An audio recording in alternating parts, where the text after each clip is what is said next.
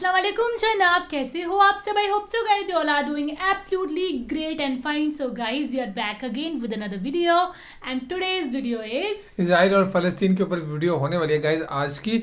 And कुछ नई information आई है इस वीडियो के बीच में. इजराइल गजा की जंग बंदी की डील नहीं मानेगा यमन. देखते हैं भाई कि क्या चल रहा है वहाँ पे, क्या सिलसिला चल रहा है. सो फिलहाल इसको वीडियो को प्ले करते हैं. रज़ाग्राफी यूट्यूब चैनल है, उनकी वीडियो लिंक डिस्क्रिप्शन में दिया है, जाके आप चेकआउट कर सकते हो. सो फिलहाल इसको करते हैं हम प्ले.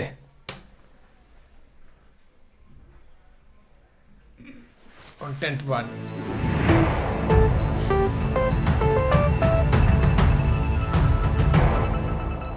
दोस्तों आज से सीज फायर का ऐलान कर दिया गया है. डील हो गई है. डील के काफी सारे अहम हिस्से हैं. मैं आपको 48 घंटे से पहले आपको हिंट देना शुरू कर चुका था और आपको कल ही मैंने बता दिया था रात को ही कि सीज फायर लगभग होने वाला है. लीजिए, सीज फायर आज से यानी समझ लीजिए सुबह 10 बजे से कुछ ही घंटे के बाद जो है सीज फायर हो जाएगा. इजराइल गाजा पर हमले नहीं करेगा. हालांकि इजराइल की कोई गारंटी नहीं है. हालांकि अब आगे देखना है कि सच में क्या इजराइल सच में हमला करना बंद करेगा. लेकिन इजराइल पर भरोसा करना बहुत मुश्किल है. ये बार बार मैं कह रहा हूँ, इसकी बहुत सारी वजह हैं. दोस्तों डील के अंतर्गत बात यह है कि गाजा के जो लड़ाके हैं, फाइटर्स हैं, वो हर दिन 10 कैदियों को, यहूदी कैदियों को रिहा करेंगे. इसी तरह से 10-10 करके 5 दिन यानी 50 कैदी. और इसी तरह से इजराइल भी 30-30 कैदी रोज. और जो ह्यूमैनिटेरियन के ट्रक हैं वो 50 से ऊपर या 50 से ज़्यादा जाने दिया जाएगा ह्यूमैनिटेरियन एड का गाजा के अंदर. एक बड़ी डील ये भी है, इसी डील का हिस्सा, कि सीज फायर में जो ड्रोन उड़ता है इजराइल का गाजा के ऊपर वो नहीं उड़ेगा.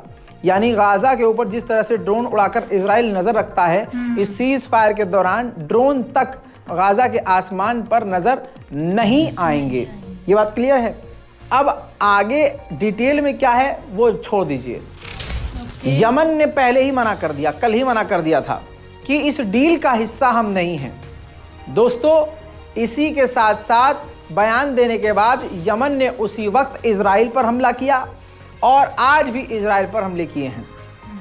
इजराइल की और गाजा की जो डील हुई है उस डील से यमन खुद को बाहर रखता है और उसका कहना यह है कि हमने क्रूज मिसाइल तक इजराइल पर दागी एलबित के इलाके पर, जिसे इजराइल ने रोका, और इसी तरह से हमला करते रहेंगे. बाकी यमन की नेवी की बात करें तो यमन की नेवी ने क्या खेल खेला है आपने देख लिया कि किस तरह से इजराइल के एक बड़े से कार्गो जहाज को पूरी तरह से डाइवर्ट कर लिया, पूरी तरह से हाईजैक कर लिया और अपने कब्जे में ले लिया.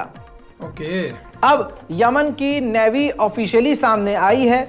जो यमन के नेवी के कमांडर हैं वो फिर से युद्धपोत और एयरक्राफ्ट करियर पर जाकर उन्होंने दौरा किया है और उन्होंने ऐलान किया है कि वो लगातार इजराइल के खिलाफ कार्रवाई करते रहेंगे. उस इलाके से जो भी इजराइल का जहाज गुजरेगा उसे पकड़ते रहेंगे और सीज करते रहेंगे. सुनिए.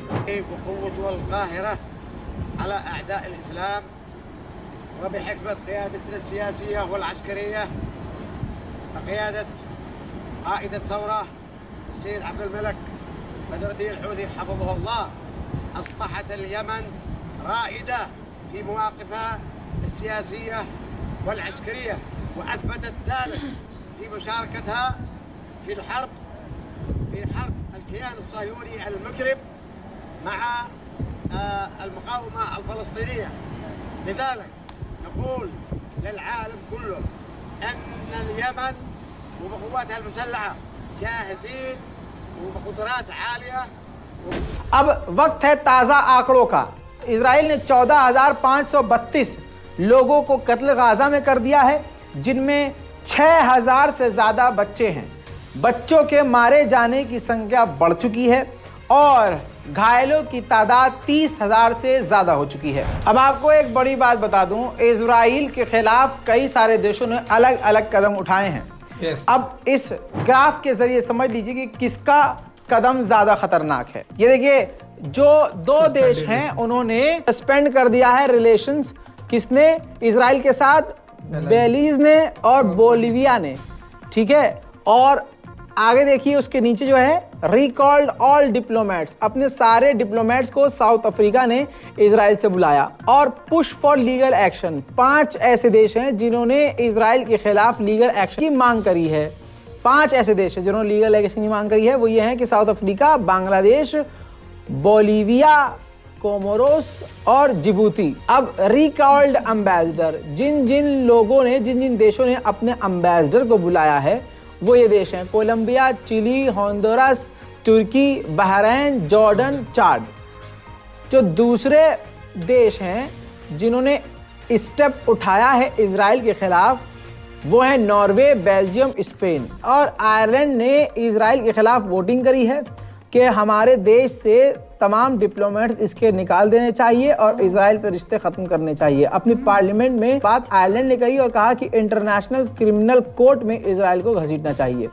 ये सबसे इम्पोर्टेंट आपको मैंने ग्राफ बताया है, इसको दिमाग में रख लीजिएगा। उधर IAEA के चीफ ने कहा कि इजराइल के मंत्री ने जिस प्रकार से परमाणु दागने और हमला करने की धमकी दी वो बहुत ज्यादा घटिया पंथा और बर्दाश्त के काबिल नहीं था, वो बहुत ही क्रूरता थी और उसको बर्दाश्त नहीं किया जा सकता। दोस्तों फिलहाल लाइव आपको बता रहा हूं कि इस वक्त अरब के तमाम देश UK पहुंच चुके हैं, ब्रिटेन पहुंच चुके हैं। अरब लीग और जितने भी अरब लीग में आने वाले देश हैं और मुस्लिम देश हैं वो तमाम के तमाम देशों के विदेश मंत्री, और साथ में इसी संगठन के साथ अब तुर्की भी जुड़ गया है, तुर्की के विदेश मंत्री भी इन्हीं के साथ हैं। और ये तमाम मुस्लिम देशों के विदेश मंत्री और उपराष्ट्रपति, उप प्रधानमंत्री, ऐसे हाई लेवल के लोग इस वक्त ब्रिटेन में मौजूद हैं और गाजा और फिलिस्तीन के मुद्दे पर बात कर रहे हैं। आइए इसके बाद मैं आपको 3D ग्राफिक्स से दिखाऊंगा कि पूरी दुनिया में फिलिस्तीन के लिए कहां कहां से आवाज उठी है। पूरी दुनिया में वर्ल्ड वाइड प्रोटेस्ट हुआ है। सबसे पहले बता दूं 7 अक्टूबर से ये हुआ है। सबसे पहले तुर्की में जोरदार प्रदर्शन हुआ, उसके बाद प्रदर्शन हुआ ईरान में, जो येलो आइकॉन नजर आ रहे हैं देखिए, यमन में, उसके बाद US में। ये जो येलो डॉट है ना, यहाँ पर सबसे ज्यादा जो हैं प्रदर्शन हुए हैं।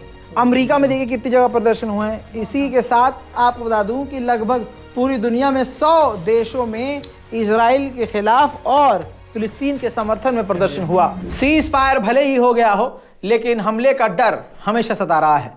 रिपोर्ट को शेयर कीजिए, अपनी राय जरूर कमेंट में लिखिए। जय Hind. Yes guys, so guys ये थी वीडियो जी। एंड अपने कमेंट जरूर लिखा करो, अपने राय हमसे भी हमारे कमेंट सेक्शन में शेयर करा करो कि आप क्या सोचते हो इसके बारे में। आपको क्या लगता है कि क्या चीज होनी चाहिए, क्या स्टेप्स होने चाहिए इस चीज से? बिल्कुल सही कह रहे हैं कि उन्होंने बोल तो बेशक दिया है कि लेकिन इजराइल पे यकीन, लेकिन इजराइल पे यकीन नहीं है। सीज फायर हो गया है कि किसी भी तरफ से अब फायरिंग नहीं होगी, फायरिंग को रोक दिया गया है। जो कैदी बनाए गए हैं उनको भी छोड़ेंगे, वो तो चलो छोड़ेंगे, बट अब मेन चीज है कि वो फायर दोबारा से ना कर दे इजराइल वाले। भरोसा नहीं है तो ये चीज कही जा रही है।